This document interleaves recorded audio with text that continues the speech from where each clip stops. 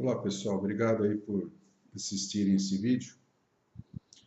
Vídeo que comenta aqui notícias, informações que estão na mídia aí, que o pessoal mais está compartilhando, que está repercutindo aí nas redes sociais e também na internet. Vamos falar um pouquinho aqui no incêndio nos alojamentos aí no alojamento dos jogadores de base do Flamengo. É interessante a forma com que o pessoal aborda o problema, né? A análise do problema. Então tem aqui, por exemplo, no site, uma manchete: incêndio no clube mais rico do país acende alerta sobre segurança dos atletas de base. Mas será que o problema é com os atletas de base? O problema não é nacional, diz respeito às leis ou leis complexas demais para serem cumpridas, não é? Quando eu falo lei, normas, especificações, todo tipo de regra, todo tipo de regramento que o cidadão ou a empresa é obrigado a cumprir para ter seu alvará, para ter sua licença, para obter a licença do bombeiro, enfim, para poder trabalhar com o seu veículo de forma profissional, um veículo de transporte escolar, um veículo de transporte de carga, enfim, todas as áreas de atuação. Você tem lá um conjunto de leis, normas, regulamentações, portarias, todo aquele monte de coisa, mas o que de fato o povo conhece daquilo? Primeiro ponto, é conhecer as leis, conhecer o que precisa ser feito, descomplicar o que está ali escrito. O que está ali escrito, e às vezes a pessoa ali não consegue nem entender o que precisa efetivamente ser feito. Quem ainda não teve oportunidade, pega uma lei, pega uma regulamentação qualquer aí na internet e dá uma olhada e ver se você consegue entender o que você tem que cumprir. A forma com que está ali aquela informação que tá explicitada ali na legislação, o cidadão comum não consegue entender. Ou ele vai ter que ler muitas vezes, ou ele vai ter que procurar um profissional que já tenha conhecimento prático daquilo, ou ele é da área do direito, que já tem naturalmente o profissional que milita nessa área já tem uma facilidade de entender a forma que está exposta ali a lei. Então, você tem a lei, você tem que seguir uma estrutura da lei, né? A forma de apresentar é aquela, não pode ser mudada, legal, mas você tem que criar cartilhas, você tem que criar formas das pessoas entenderem o que precisa ser feito. E não complicar, você tem que simplificar, porque o principal é você ter lá na outra ponta da lei o cumprimento dela. É isso que é o mais importante. O importante é que ela esteja sendo cumprida, que ela esteja sendo obedecida. Isso é o mais importante. Lógico que você tem que ter fiscalização, você tem que ter fiscalização, você tem que ter algum tipo de punição, você tem que ter algum tipo de punição, mas mais do que falar que nem fala aqui na internet, não, nós multamos o Flamengo com tantos milhões ou tantos, sei lá quanto de dinheiro aí, ou multamos 30 vezes, nem sei mais, já li tanta coisa disso. Adiantou? Não adiantou. Então você não está sendo efetivo no cumprimento da lei.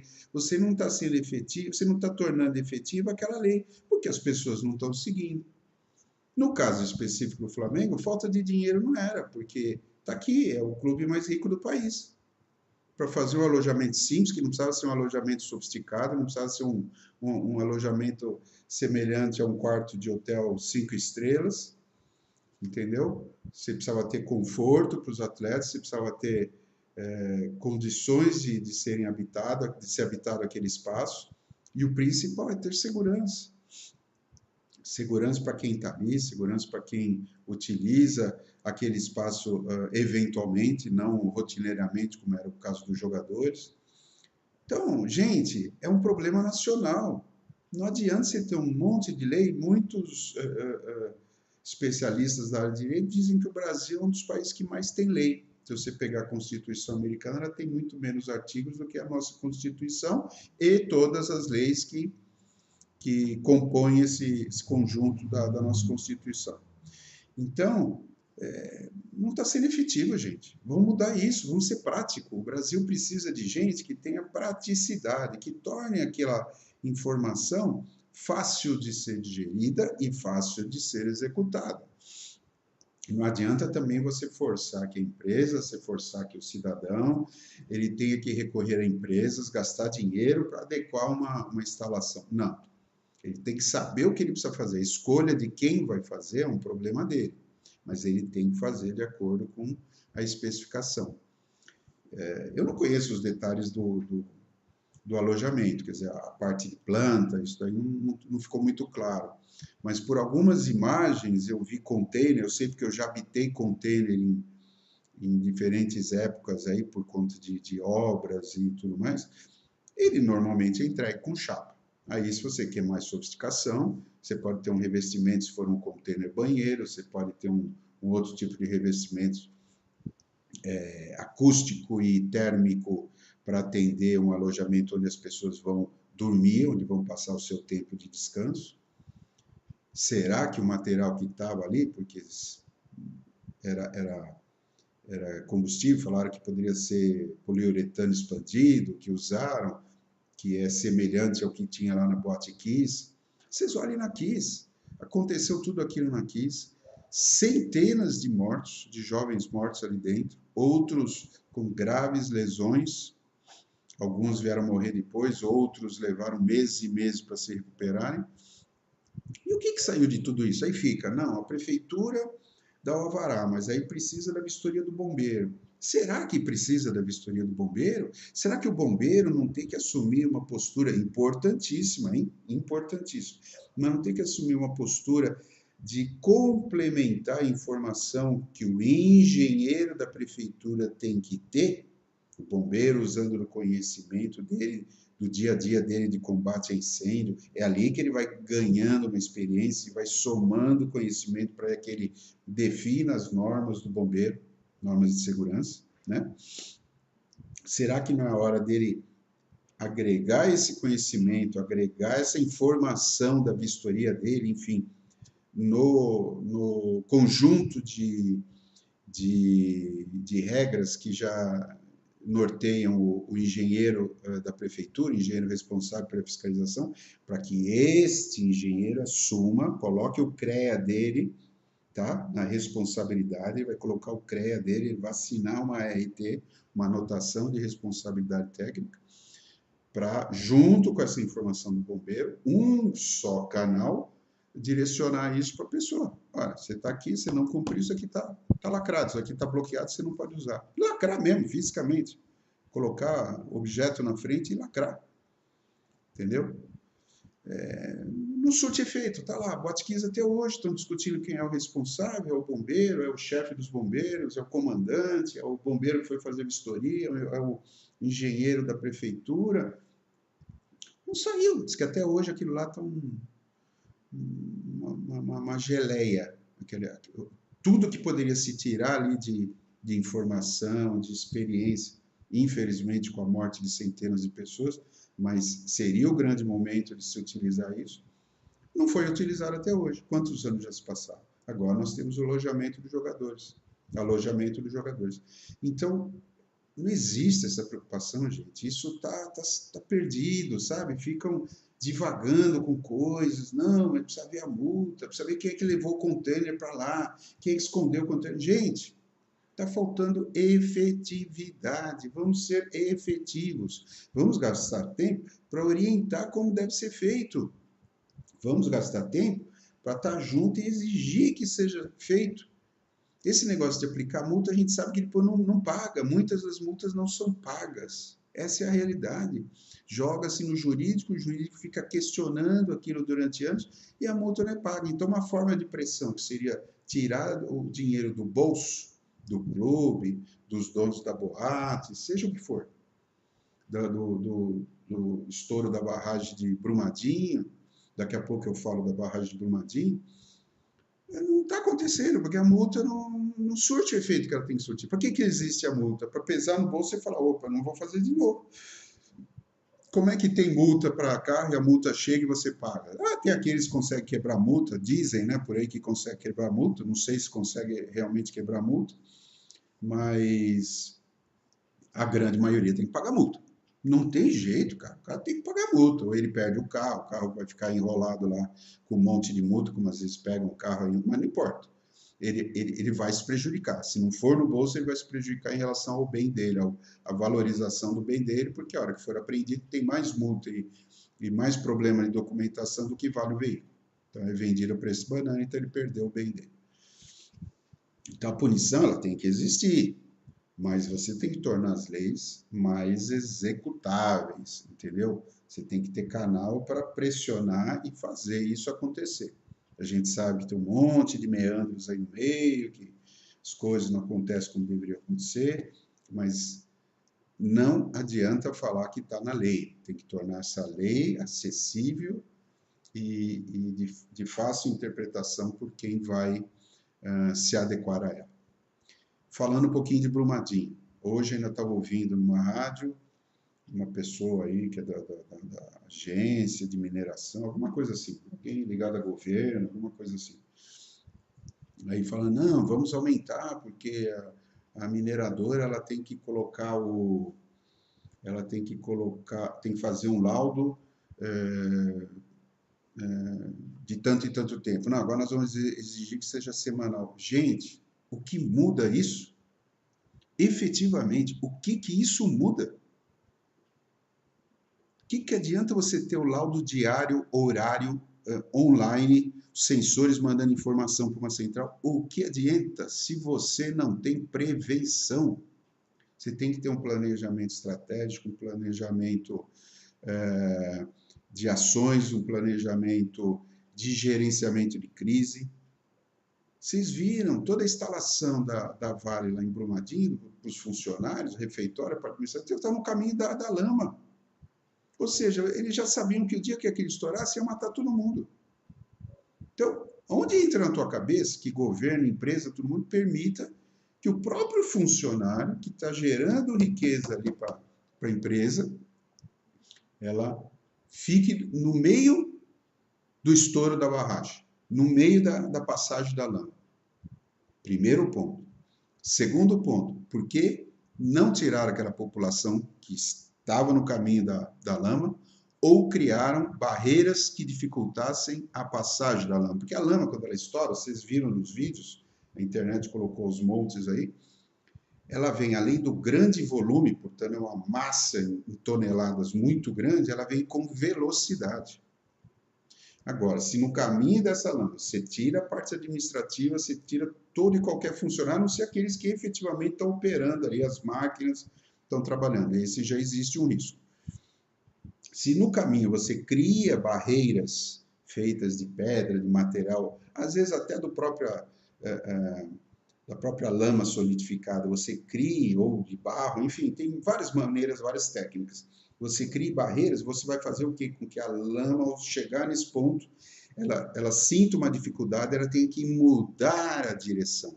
Na hora que ela muda a direção, ela deixa de ganhar energia descendo o morro abaixo. Então, ela vai ser obrigada a fazer uma curva, aqui vai ter outra curva, ela é obrigada a fazer outra curva, que eu chamo de chicanes. Então, essas chicanes aí, ela vai forçando, que é igual a Fórmula 1, que obriga o piloto a fazer uma curva, portanto, reduzir a velocidade.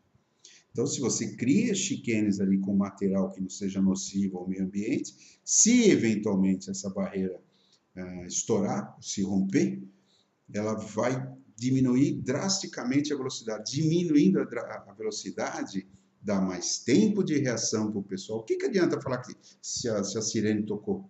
Aquilo desceu tão rápido que ninguém conseguia escapar daquilo ali. Ninguém conseguia escapar daquilo. Não adianta você botar a sirene e falar, em 1 minuto você tem que sair daqui. Como é que você movimenta centenas ou até milhares de pessoas em 1 minuto? Você não consegue, isso não existe. Tem um tempo da pessoa assimilar o que está acontecendo, lembrar ou ser lembrada do que deve ser feito em função daquele alarme, para onde fugir, o que fazer, quem pegar e tudo mais, entendeu?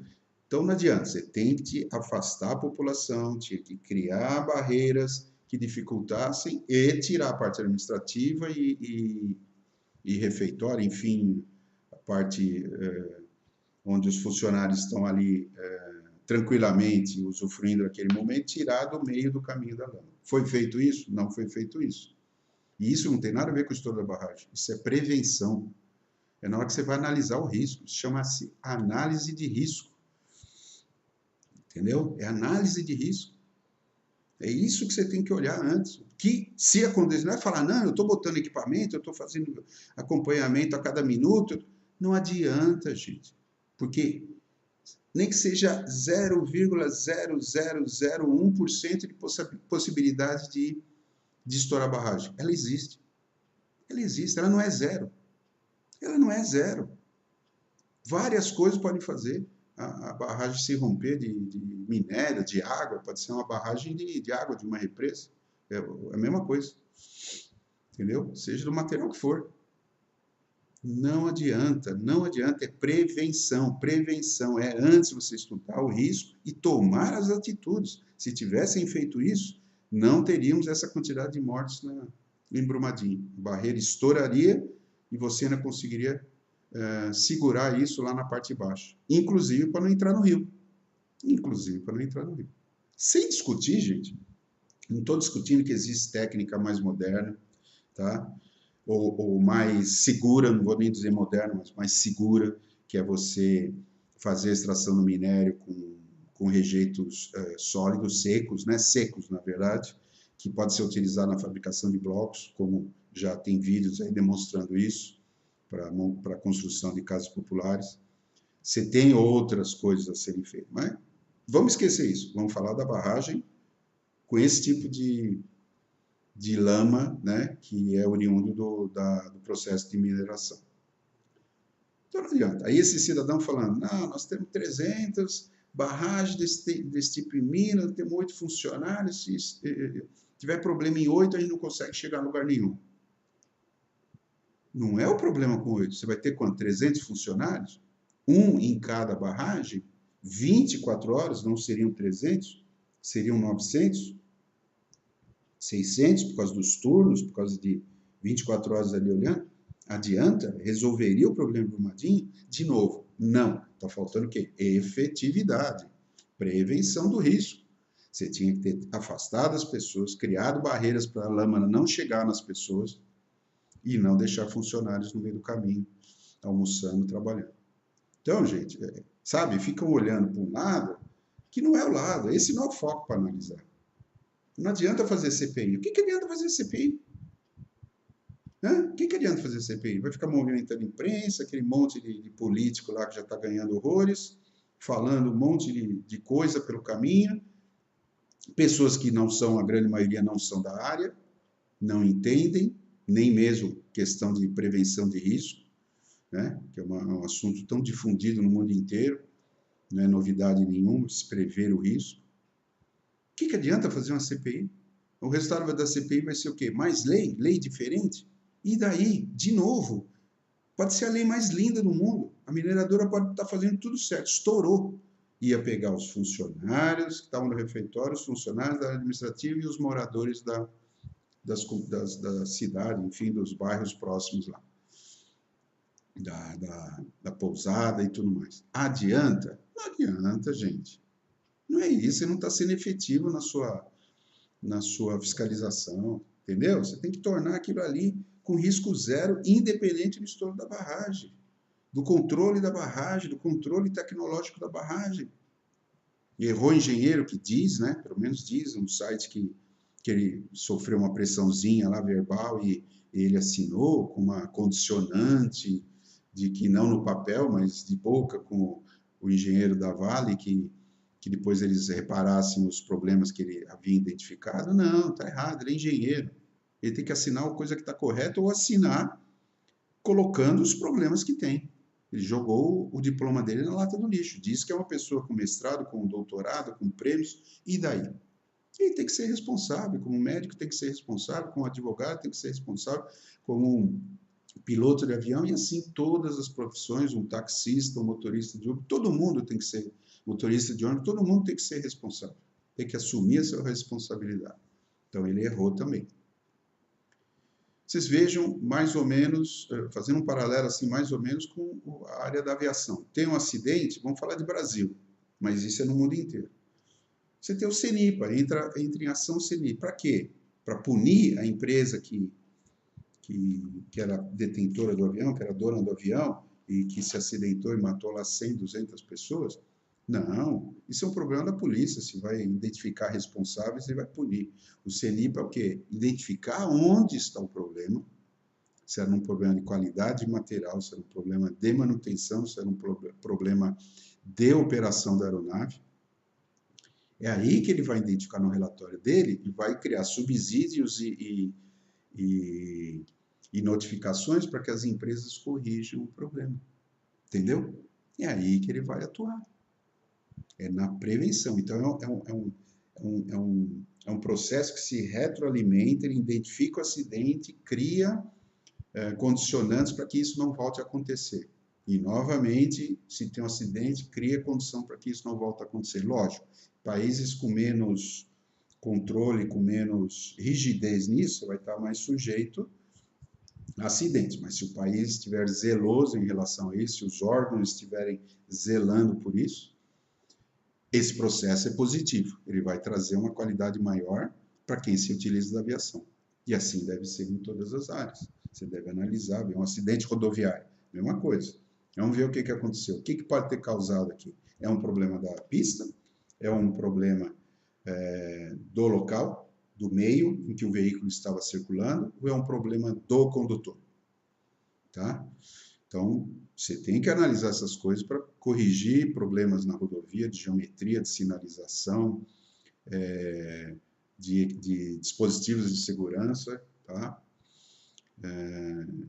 E assim se aplica em todas as áreas. Na verdade, você tem que criar essa retroalimentação para você tornar aquela atividade, aquele uso cada vez mais seguro, cada vez mais próximo da perfeição. Perfeição nunca vai ter. Então ficam, sabe, falando um monte de coisa, um monte de blá blá blá que eu vejo a rádio, o jornalista falando, entendeu? Perguntando, aí vem o jornalista da rádio e já coloca na boca do cidadão aí, do órgão, da agência aí de mineração, sei lá, já coloca na boca, então tem os equipamentos, então vai ter uma segurança. Não é o equipamento que vai ter segurança. Em nenhum momento da entrevista se abordou o principal. Por que aqueles funcionários estavam lá? E nas outras unidades? Não só da Vale, mas das outras empresas. Tem gente no caminho da lama? Tem refeitório? Tem parte administrativa no caminho da lama? Tem cidades que vão ser atingidas? Tem rio que vai ser atingido? Tem que criar uma barreira para não chegar no rio. Aquilo que está estocado lá em cima, quando descer, ele vai ficar estocado numa outra parte baixa. Mas ele vai ser estocado e vai ter que ser retirado dali pela empresa. O que ela não quis retirar antes, ela vai ter que retirar depois. Então, gente, vamos olhar cada problema, cada situação, indo na solução, né? Indo no ponto que a gente vai conseguir realmente solucionar e evitar novas ocorrências. Tá aí, nós tivemos Mariana e agora nós tivemos Brumadinho. São 300 barragens. E aí, o que está sendo feito de efetivo? Treinar a população? Não, nós colocamos, o presidente da Vale falou, nós colocamos sirene, colocamos e treinamos, demos treinamento. O que adianta? Treinamento uma semana depois você não lembra mais, é que nem treinamento de evacuação de prédio comercial, entendeu? Porque você sai, depois de uma semana, já não lembra mais o que você tem que fazer na hora, por onde você tem que ir. E na hora do pega mesmo, para capar que você vê o fogo saindo, passando pela janela do lado de fora do prédio, ou fumaça, aí quero ver se vai lembrar de tudo que precisa fazer. O emocional é terrível, o desespero na hora a pessoa bloqueia, não vai saber para onde tem que ir, rota de fuga e tudo mais, né? Então não adianta falar que botou sirene, botou isso são coisas acessórias, coisas que você bota a mais, é redundância, mas não é isso que precisa ser feito. O que precisa ser feito é diminuir o risco, é aumentar a prevenção, é gerenciar o risco, sendo que risco para pessoas, morte, ferimento, é inadmissível. Tire as pessoas da frente. Você não pode deixar as pessoas expostas dessa forma. Eu não sei como estão as outras 299 barragens de minério, né? Não conheço, mas chutaria que está no caminho. Uma já deu problema essa última semana aí, que deram um alarme, né? Saiu todo mundo correndo. Parece que, pela imagem que mostrou na internet, a barragem, a cidade está tudo embaixo, esperando a lama chegar lá para destruir. Destruir vidas, destruir negócios, que a pessoa botou dinheiro, bens, casas, tudo que a pessoa perde, entendeu? Quem que vai ressarcir isso? Isso é a empresa que tem que ressarcir. Não adianta a empresa falar, foi o acaso, estava tudo sendo monitorado e aconteceu de estourar a barragem. Negativo, é o teu processo produtivo, é a tua ação de empresa que colocou aquele rejeito lá em cima, que estocou aquele rejeito lá em cima, a responsabilidade é tua. Como você de motorista, na hora que você pega a chave, liga o seu carro e sai para a rua ou pega uma estrada, é responsabilidade tua. Se o carro não tem condições, se você não está em condições, se você não está com a documentação em dia, se você bebeu e está dirigindo embriagado, a responsabilidade é tua, a escolha foi tua. Ninguém botou uma arma na tua cabeça e falou, pega o carro e sai dirigindo. Então a responsabilidade é tua. Cada um tem que assumir a sua responsabilidade até a última instância. Beleza, pessoal? E aí em outros vídeos a gente vai discutindo outros assuntos aí. Valeu aí pelo papo. Vou deixar uns links aí de sites que tem material interessante para vocês lerem também a respeito de acidente de trânsito, esse tipo de coisa, seguro também. E uma outra vez a gente volta aí com um outro vídeo para discutir outros assuntos. Falou? Eu estou esperando a liberação aqui do YouTube para fazer transmissão ao vivo. A hora que eu começar a fazer a transmissão ao vivo, eu passo aí. Quem quiser se inscrever e para receber informe aí de outros vídeos, é só clicar em inscreva-se e no sininho para receber o aviso de quando tiver algum vídeo legal. Beleza? E aceito sugestão também, quem quiser passar sugestão de análise de situações aí do cotidiano, de ocorrências que vocês queiram que eu me aprofunde um pouco mais aqui. Um abraço, pessoal. Bom trabalho a todos. Fiquem com Deus. Tchau, tchau.